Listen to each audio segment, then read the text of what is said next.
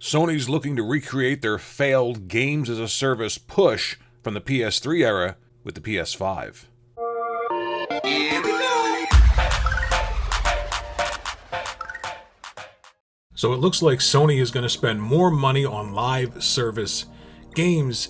And if you're like me, you're somebody who plays the PlayStation for single player experiences for those great characters and worlds, you might be thinking to yourself, does this mean those experiences are going to go away or maybe morph into something that I don't like a live service / single player-esque type of a game? The only answer that I can give you is, and this is really the only answer that anybody can really give you. Look, I can tell you things are going to be great.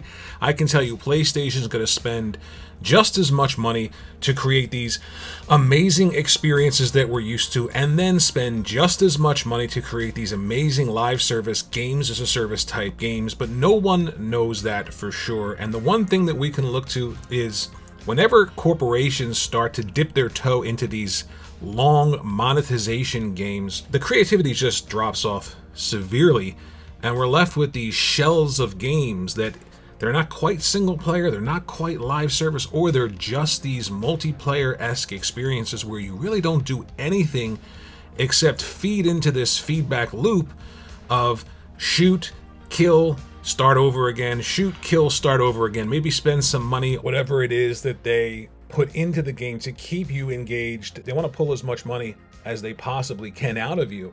And I feel like these types of games are geared towards just that one specific goal. And I do feel like the creativity in video games, it suffers. I haven't seen a really great live service game that people, talk about in the way they talk about these single player experiences, or get involved with characters in the way they do with these single player experiences. And it is Sony themselves that have put themselves in the position of being the stewards of those types of experiences. So if they're changing, if they're spending more, the idea that everything is going to be okay, don't worry about those great experiences, I can't honestly say that in this video. What I can say is that if anybody can do it, if anyone is aware of where their bread is buttered, it's got to be Sony and PlayStation, and I hope that they realize that. So I'm keenly aware that I'm in the single player camp. I love those experiences. I'm not a multiplayer gamer, so any push towards live service makes me incredibly nervous, but I think it's an overreaction to think that we're never going to see single player experiences again, whether or not they're from Sony or from third parties. Some of the biggest games this year were single player experiences. Think about Hogwarts Legacy, for instance. So of course, from third parties, we're still going to get those single player games.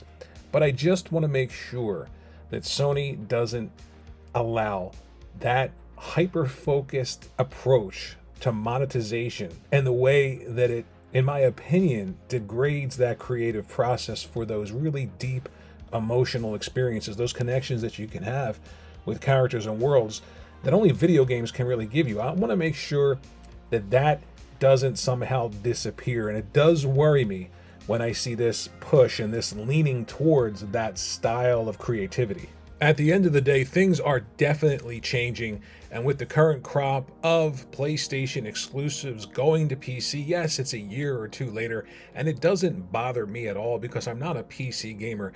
However, if there is that hyper focused in on live service, and we're migrating to the PC, which is essentially a box for monetizing people. It's not really, in my opinion, a gaming platform the way that a console is. I know that's going to take people, or that's going to drive people crazy that I have that opinion, and that's fine.